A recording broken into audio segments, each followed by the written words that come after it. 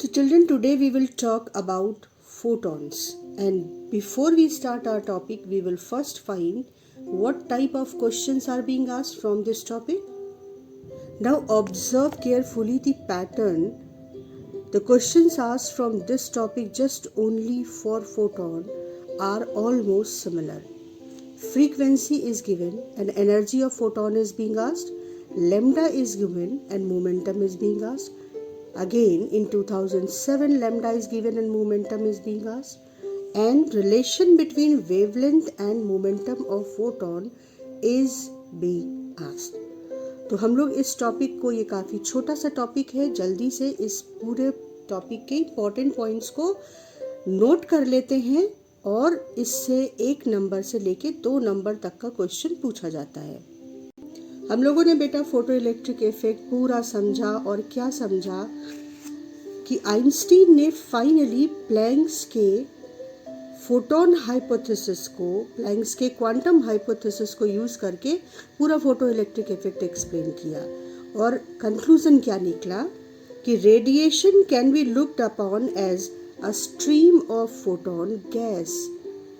Photon की ray beam light travel करती है तो फोटोन की बीम, फोटोन का एक कलेक्शन है जो ट्रैवल करता है, and it can be seen as photon gas with each photon carrying an energy h nu. अब इम्पोर्टेंट क्वेश्चन है कि फोटोन अगर एक पार्टिकल की तरह बिहेव करता है तो उसका मास क्या है, उसकी वेलोसिटी स्पीड ऑफ लाइट है, ये हमको पता है क्योंकि लाइट स्पीड ऑफ लाइट से ही चलेगी। तो फिर उसका मोमेंटम क्या है, उसकी एनर्जी क्या है। एनर्जी तो h न्यू है, लेकिन अगर उसमें कोई मास है और वो मोमेंटम ट्रांसफर करता है इलेक्ट्रॉन को फोटो इलेक्ट्रिक इफेक्ट में, तो उसका रेस्ट मास कितना है। रेस्ट मास मतलब पार्टिकल, जो मैटर पार्टिकल होता है वो जब रखा होता है, रेस्ट पर होता है, तो उसके मास को हम रेस्ट मास कहते हैं। लेकिन रिलेटिविस्टिक थ्योरी कहती है कि अगर कोई मटेरियल पार्टिकल बहुत रफ्तार से चल रहा है, स्पीड ऑफ लाइट के करीब पहुंच रहा है, तो उसकी मैकेनिक्स को हम न्यूटोनियन मैकेनिक्स से डील नहीं कर सकते। उस समय आइंस्टीन की रिलेटिविटी थ्योरी को हमें कंसीडर करना होता है, फॉलो करना होता है। तो उसी के बेसिस पर हम इस पूरे डिस्कशन को करेंगे कि रिलेटिविस्टिक मास एनर्जी इक्विवेलेंस है ना, energy of mass m which is moving with velocity v। तो आइंस्टीन की रिलेटिविस्टिक थ्योरी क्या कहती है, वो न्यूटोनियन थ्योरी की तरह सिंपल नहीं है कि अगर मास m है, वेलोसिटी v है, तो उसकी एनर्जी हो गई हाफ mv², उसका मोमेंटम हो गया m × v ना। तब मास कांस्टेंट क्वांटिटी नहीं रह जाता है। तो energy of a mass which is moving with very high speed according to the relativistic mass energy equivalence, कि अगर m0 रेस्ट मास है और वो स्पीड ऑफ लाइट से चल रहा हो तो उसकी एनर्जी इस रिलेशन से मिलती है, ठीक, m0² c4 plus p² c²। लेकिन interestingly rest mass of photon is 0, क्योंकि वो मैटर नहीं है, वो एनर्जी पैकेट्स हैं, क्वांटाइज्ड एनर्जी, या यूं कह लो क्वांटम मैकेनिकल पार्टिकल्स है। वो क्लासिकल पार्टिकल्स नहीं है जिनकी पोजीशन, मास, ये सब कुछ डेफिनेट होता है। तो रेस्ट मास 0 यहाँ रख दो, तो एनर्जी ऑफ फोटोन, और क्योंकि उसके पास मोमेंटम है, हम जानते हैं कि वो एक पार्टिकल की तरह एक बॉल जैसे दूसरे बॉल को अपनी जगह से डिस्प्लेस कर देती है, वैसे ही फोटोन इलेक्ट्रॉन को स्ट्राइक करके उसे अपनी जगह से हिला देता है, तो उसके पास मोमेंटम है। और मोमेंटम और एनर्जी के बीच फोटोन के लिए ये बहुत इम्पॉर्टेंट रिलेशन आता है, ये बहुत इम्पॉर्टेंट रिलेशन है। अगर फोटोन पर कोई क्वेश्चन पूछा जाए तो बहुत ज़्यादा, या कहूँ सबसे ज़्यादा प्रोबेबिलिटी है find relation between energy and momentum of photon. So this is relation between energy and momentum of photon. Energy is momentum times speed of photon, that is speed of light. अब energy of photon हमने क्या कहा था कि h new, Planck ने कहा था कि हर फोटोन की एनर्जी है h न्यू, तो आप लिख सकते हो h nu is equal to p into c. इससे हम फोटोन के मोमेंटम को कैलकुलेट कर पाएंगे। It will be h nu by सी।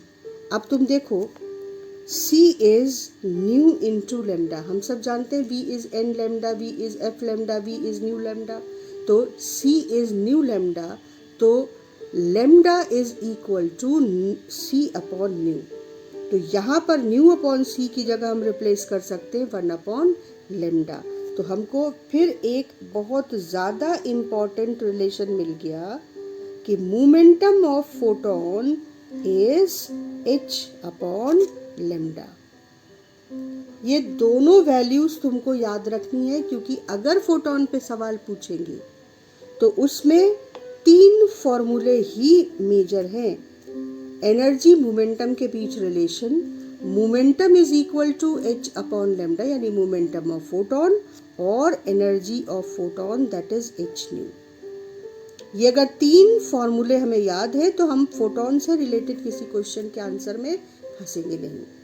तो अब पार्टिकल अगर बहुत रफ्तार से चल रहा है तो एनर्जी मास इक्विवेलेंस, ये इक्वेशन हमें याद रखनी है, यहीं से हमने ये इक्वेशन डिराइव की है। ठीक, तो एक जनरल आइडिया लगा लेते हैं कि 2 तरह के पार्टिकल्स की बात हम अब तक पढ़ चुके हैं। कौन कौन से?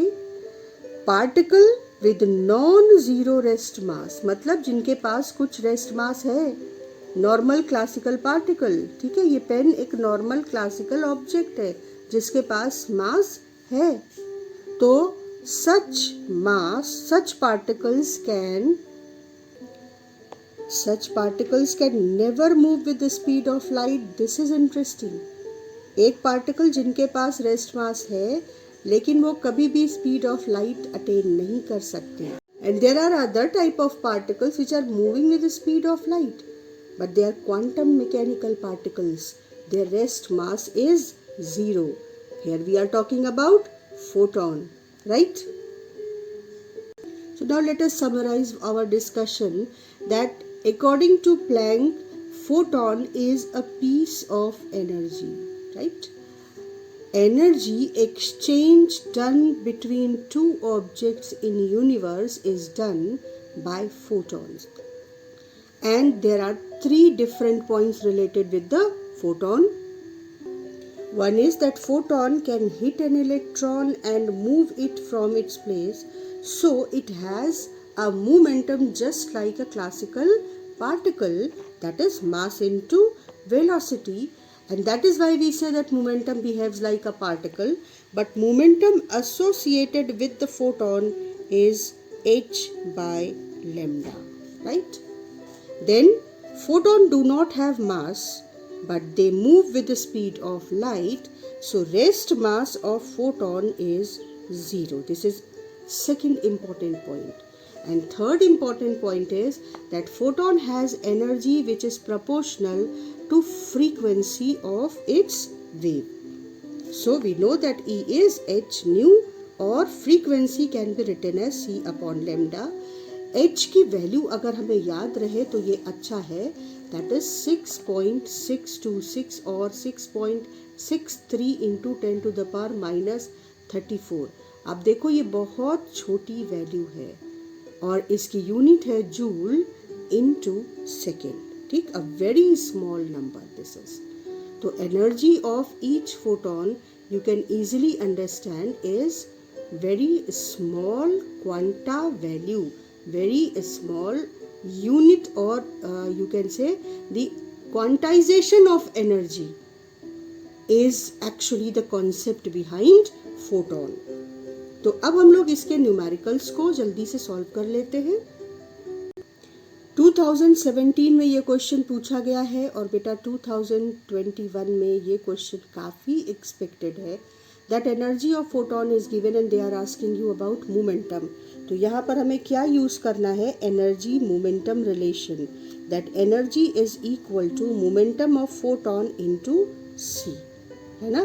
तुम्हें याद है कि एनर्जी और मोमेंटम का रिलेशन क्लासिकल पार्टिकल के लिए ये हुआ करता था। तो इस तरीके से हम लोगों को देखना पड़ेगा कि यहाँ पर एक बेसिक डिफरेंस है ना। तो अब हम लोग इस क्वेश्चन को सॉल्व कर लेते हैं, ये बहुत आसान है। Momentum of photon is equal to energy 6 into 10 to the power minus 19 joules upon speed of light, that is 3 into 10 to the power 8। तो अब इसको सॉल्व करके फटाफट आंसर निकालो। तो हमारा answer simple, 2 into 10 to the power minus 27 kilogram metre per second. दूसरा question देखते हैं। अब मेनली लेमडा गिवन है और मोमेंटम पूछा गया है। 2 साल देखो और 1 साल फ्रीक्वेंसी दी गई है और एनर्जी पूछी गई है। इनमें से हम एक क्वेश्चन कर लेते हैं। Lambda is 332 nanometers, that is 332 into 10 to the power minus 9 meters, right? And momentum associated with this wavelength will be h upon lambda. H is 6.63 into 10 to the power minus 34 and lambda is 332 into 10 to the power minus 9. And now we can calculate the momentum. So your answer will be simply approximately 2 into 10 to the power minus 27 kilogram metre per second. Unit पर ध्यान देना, क्योंकि unit गलत होगी तो भी एक number जाएगा। उसके बाद 2009 में उन्होंने पूछा है energy of photon is 3 electron volt, find momentum. तो एनर्जी को पहले आप जूल में चेंज करेंगे और उसके बाद फिर मोमेंटम E/c से कैलकुलेट कर लेंगे, सिंपल, ठीक। 2011 में उन्होंने पूछा है relation between energy and momentum of photon. तो वो हमको पता है, energy and momentum of photon are related with this relativistic relation E is P into C, right. इसके अलावा जो एनर्जी गिवन है और अगर आपको फ्रीक्वेंसी गिवन है और अगर आपको एनर्जी कैलकुलेट करनी है, जैसा कि 2004 में था, तो ये भी काफ़ी सिंपल क्वेश्चन है। आपको simply energy is equal to h nu, जहाँ एच है 6.63 into 10 to the power minus 34 और फ्रीक्वेंसी दी है 10 टू द पावर 15। तो हमें कैलकुलेट करके सिंपल वैल्यू मिलेगी 6.63 into 10 to the power minus 19 joules. तो फोटॉन से रिलेटेड हमने सारे क्वेश्चंस जो अब तक पूछे गए हैं वो डिस्कस कर लिए हैं। इनकी प्रैक्टिस कर लेने के बाद आपको फोटॉन से रिलेटेड किसी क्वेश्चन में प्रॉब्लम नहीं पड़नी चाहिए। बस कुछ फैक्ट्स जो फोटॉन के साथ कनेक्टेड हैं वो हमें याद रखने हैं। रेस्ट मास ऑफ फोटॉन भी पूछा गया है काफ़ी पहले, तो rest mass of photon is 0, ये हमें ध्यान रखना है, बहुत अच्छी तरह से याद रखना है। और एनर्जी और मोमेंटम ऑफ फोटॉन के बीच की रिलेशन ये है, ये भी हम याद रखनी है। तो नेक्स्ट क्लास में हम लोग अब मैटर वेव्स यानी डी ब्रॉय हाइपोथेसिस पर बात करेंगे कि कैसे सवाल पूछे गए हैं प्रीवियस ईयर पेपर्स में और उनको कैसे सॉल्व करना है।